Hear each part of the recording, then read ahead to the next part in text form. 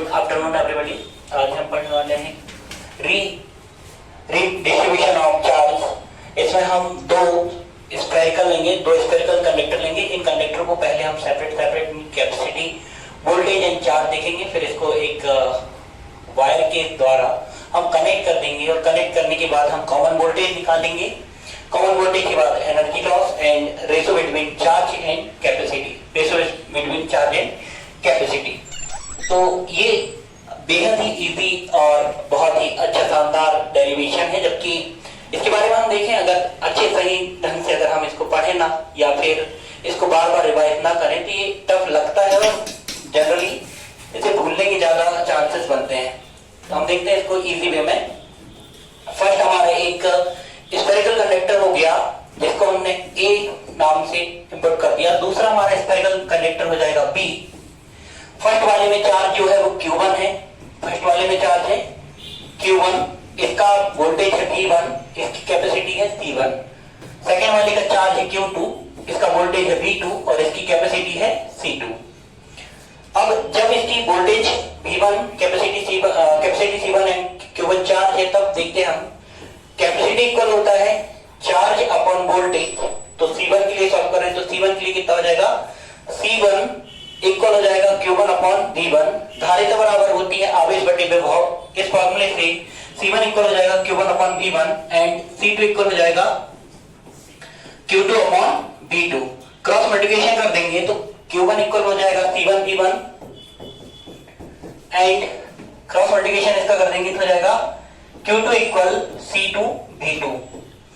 अब हम अगर इन दोनों को कनेक्ट कर दे, दोनों हमारे जो स्फेरिकल कंडक्टर है, अगर इनको किसी वायर से अगर कनेक्ट कर दे, इलेक्ट्रिक वायर से कनेक्ट कर दे, तो इनका वोल्टेज जो है V1 और V2 ना होकर कॉमन वोल्टेज हो जाता है V और चार्ज रहता है C1, चार्ज रहता है Q1, C1 इसकी कैपेसिटी होती है, चार्ज रहता है Q2, C2 इसकी कैपेसिटी होती है।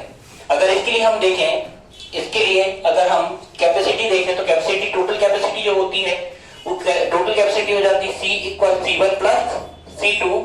वोल्टेज इसका हो जाता है टोटल V, वोल्टेज हो जाता है V एंड चार्ज इसका टोटल होता है, चार्ज ही टोटल जो होता है Q equal Q1 plus Q2, Q1 plus Q2। अगर ये दोनों आपस में कनेक्ट हो गए तो कनेक्ट होने के बाद टोटल चार्ज देख रहे हैं हम Q1 plus Q2, Q equal हो जाता है Q1 प्लस Q2 और जो कैपेसिटी होती है वो क्या होती है C1 इक्वल होता है C1 plus C2।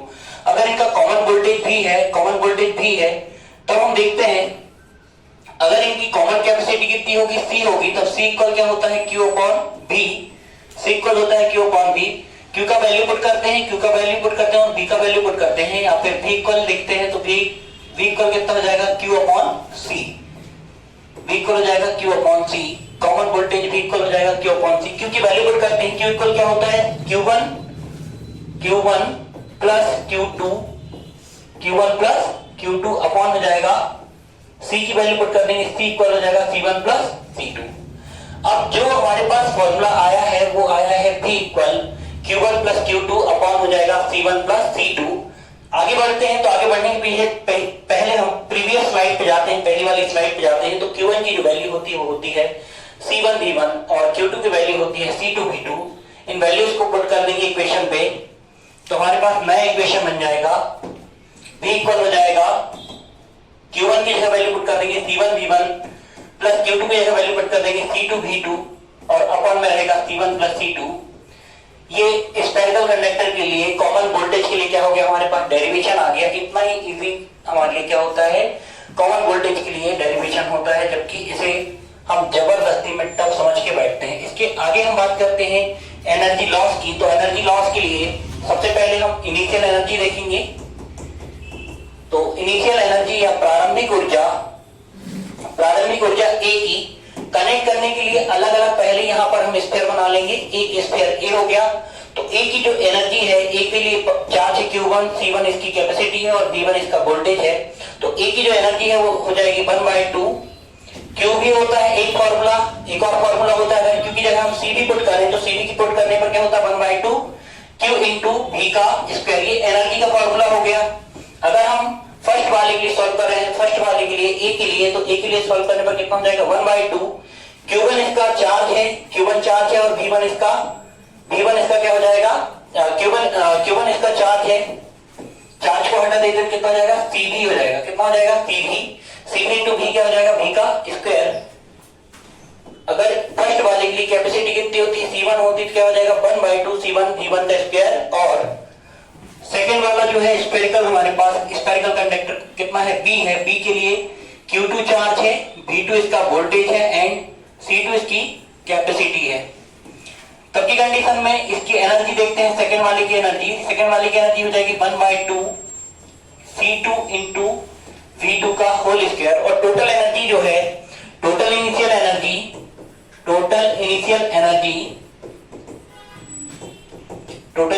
Energy equal हो जाएगा फर्स्ट ए की एनर्जी प्लस बी की एनर्जी। तो ए की सेपरेट एनर्जी कितनी है, 1/2 C1 V1 का स्क्वायर प्लस बी की टोटल एनर्जी है सेपरेट एनर्जी 1/2 C2 V2 का स्क्वायर। अब फाइनल एनर्जी की बात करते हैं। इनिशियल एनर्जी तो आ गई हमारे पास, फाइनल एनर्जी इन दोनों को कनेक्ट करने पे फाइनल एनर्जी के लिए देखते हैं। तो फाइनल एनर्जी सबसे पहले यहां पर देखे तो हमने देखा क्या हो जाएगा, 1/2 फर्स्ट और सेकंड तो कुछ है नहीं, क्योंकि दोनों आपस में क्या हो गए, कनेक्ट हो गए, दोनों आपस में हो गए नहीं कनेक्ट। तो फर्स्ट वाले के लिए देखेंगे तो क्या आ जाएगा, वोल्टेज V का स्क्वायर हो जाएगा। सेकंड वाले के लिए देखेंगे वोल्टेज V का स्क्वायर होगा। दोनों की कैपेसिटी है डिफरेंट, बाकी वोल्टेज तो सेम है। 1/2 C1 V का स्क्वायर प्लस 1/2 C2 V का स्क्वायर। अगर V दोनों जगह कॉमन निकाल लेंगे और जो टोटल एनर्जी है फाइनल एनर्जी इक्वल हो जाएगा 1/2 V का स्क्वायर C1 प्लस C2। ये आ गया हमारे पास फाइनल एनर्जी। अगर हम एनर्जी डिफरेंस देखें या लॉस ऑफ एनर्जी, तो loss of energy E equal हो जाएगा E1 माइनस E2। मतलब कि इनिशियल एनर्जी में से अगर हम फाइनल एनर्जी को हटाते हैं तो क्या जाएगा, लॉस ऑफ एनर्जी। E1 का वैल्यू है 1/2 C1 V1 का स्क्वायर प्लस 1/2 C2 V2 का स्क्वायर। 1/2 C1 V1 का स्क्वायर प्लस 1/2 C2 V2 का स्क्वायर माइनस फाइनल एनर्जी का वैल्यू पुट कर देंगे। फाइनल एनर्जी का वैल्यू कितना है, 1/2 V का स्क्वायर C1 प्लस C2। अब यहां पर हम देखते हैं 1/2 तीनों के पास है, 1/2 को कॉमन निकाल लेंगे। तो 1/2 को कॉमन निकालने पे 1/2 आ जाएगा बाहर, अंदर बचेगा C1 V1 का स्क्वायर प्लस C2 V2 का square minus C1 plus C2।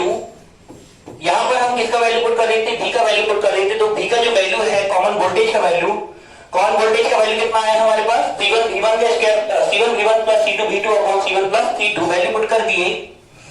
तो वैल्यू पुट करने पे देखते हैं C1 V1 plus C2 V2 upon C1 plus C2। ये V की वैल्यू पुट की है हमने, और जबकि यहाँ पर क्या था, V का स्क्वायर था, तो इसका पूरे का स्क्वायर हो जाएगा। पूरे का स्क्वायर हो गया तो एक C1 C2 से एक C1 C2 कैंसिल हो गया। स्क्वायर था तो एक नीचे बच जाएगा, स्क्वायर था तो एक नीचे बच गया। आगे बढ़ते हैं। जो लॉस ऑफ एनर्जी है डायरेक्टली इक्वल हो जाएगा 1/2 C1 V1, ये वाला 1/2 C1 V1 का square plus 1/2 plus C2 V2 का स्क्वायर, C1 V1 का स्क्वायर प्लस C2 V2 का स्क्वायर प्लस C2 V2 का स्क्वायर माइनस यहां पर कितना बचेगा, अपॉन में C1 प्लस C2 बचा है, ये हो जाएगा C1 V1 plus C2 V2 का whole square. C1 V1 plus C2 V2 का whole square upon C1 plus C2। आगे बढ़ने के पहले हम देखते हैं ये प्रकार से लिखा एक फॉर्मूला है, जैसे कि हमारे पास क्या है, a प्लस बी का whole square. a plus B का होल स्क्वायर बराबर होता है a प्लस बी का होल स्क्वायर बराबर होता है a का स्क्वायर प्लस b का स्क्वायर प्लस 2ab। a का स्क्वायर प्लस b का square plus 2ab directly equal हो जाएगा 1/2 C1 V1 का स्क्वायर प्लस C2 V2 का स्क्वायर माइनस C1 का स्क्वायर V1 का स्क्वायर प्लस C2 का स्क्वायर V2 का square plus 2C1 C2 V1 V2। A और B की वैल्यू पुट कर लिया हमने। A की वैल्यू थी कितनी, C1 V1, B की वैल्यू थी C2 V2, तो A का स्क्वायर प्लस B का स्क्वायर प्लस 2AB, मतलब C1 V1 का स्क्वायर प्लस C2 V2 का square plus 2C1 C2 V1 V2। यहाँ पर देखते हैं दोनों का जो एलसीएम है, यहाँ पर एलसीएम में कितना लिखा हुआ है, C1 प्लस C2, इस तरफ पे लिखा कितना 1, 1 और C1 प्लस C2 का एलसीएम ले लेते कितना आएगा C1 प्लस C2। अगर इस पूरे का एलसीएम कितना आया C1 प्लस C2 आया तो इसका मल्टीपल किसके साथ होगा, इस पूरे के साथ हो जाएगा। तो वैल्यू कितनी हो जाएगी हमारे पास 1/2 C1 प्लस C2। अब इस C1 प्लस C2 का मल्टीपल, C1 का मल्टीपल इस पूरे टर्म्स के साथ होगा, फिर C2 का मल्टीपल भी पूरे टर्म्स के साथ होगा। मल्टीपल कर देते हैं 1/2, C1 का मल्टीपल किए तो C1 इंटू C1 कितना हो जाएगा C1 का स्क्वायर V1 का स्क्वायर। C1 का मल्टीपल C2 के साथ करेंगे कितना हो जाएगा प्लस C1 C2 V2 का स्क्वायर।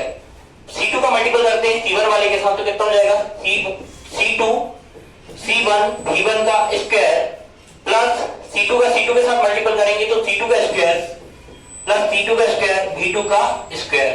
ये सारे मल्टीपल हो गए, 2 का 2 टाइम मल्टीपल करेंगे तो 2 2 कितना होना चाहिए 4 टर्म्स आनी चाहिए थी। 4 टर्म्स है 1 2 3 एंड 4।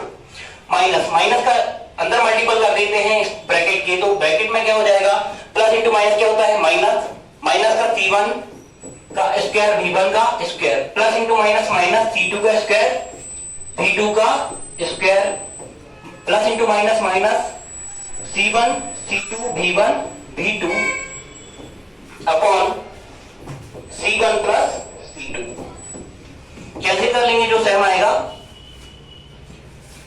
C1 V1 का स्क्वायर प्लस का C1 V1 का स्क्वायर माइनस का कैंसिल C2 V2 का स्क्वायर प्लस का C2 V2 का स्क्वायर माइनस का। अब यहां पर हम देखते हैं C1 C2 तीनों के पास कॉमन है जो बाकी टर्म्स है, तो C1 C2 को कॉमन ले लेंगे तो हमारे पास बच जाएगा 1/2 C1 C2 upon C1 plus C2 into अंदर बचेगा, यहां पर C1 C2 को हमने अगर कॉमन ले लिया तो अंदर कितना बचे V1 का स्क्वायर बचा, यहां पर बचा कितना,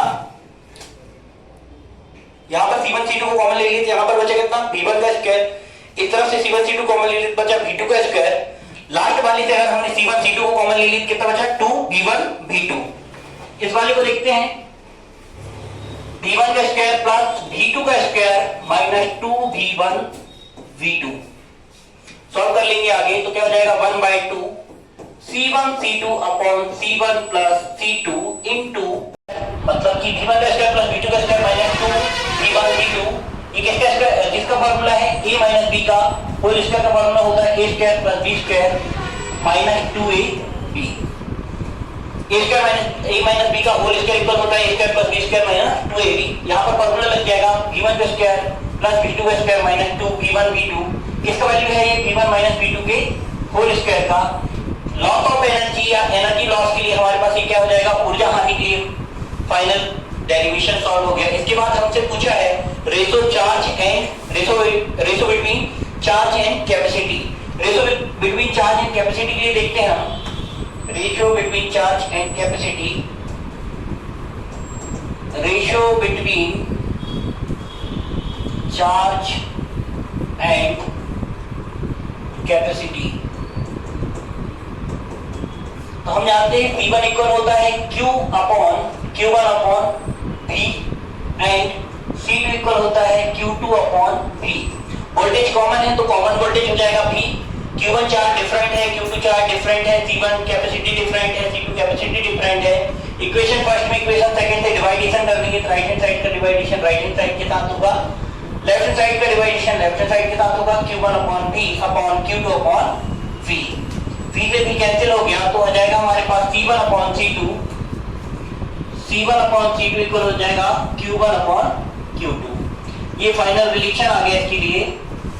हमने इस पूरे टॉपिक में देखा तो सबसे पहले कॉमन वोल्टेज की हमको वैल्यू निकालनी थी, डेरिवेशन सॉल्व करना था। कॉमन वोल्टेज आ जाता है, कॉमन वोल्टेज हमारे पास आ जाता है V equal C1 V1 plus C2 V2 upon C1 plus C2 and energy loss देख रहे हैं हम, तो एनर्जी लॉस कितना आ जाएगा, एनर्जी लॉस हो जाएगा 1/2 C1 C2 upon C1 plus C2 into V1 minus V2 का होल स्क्वायर। Thank you.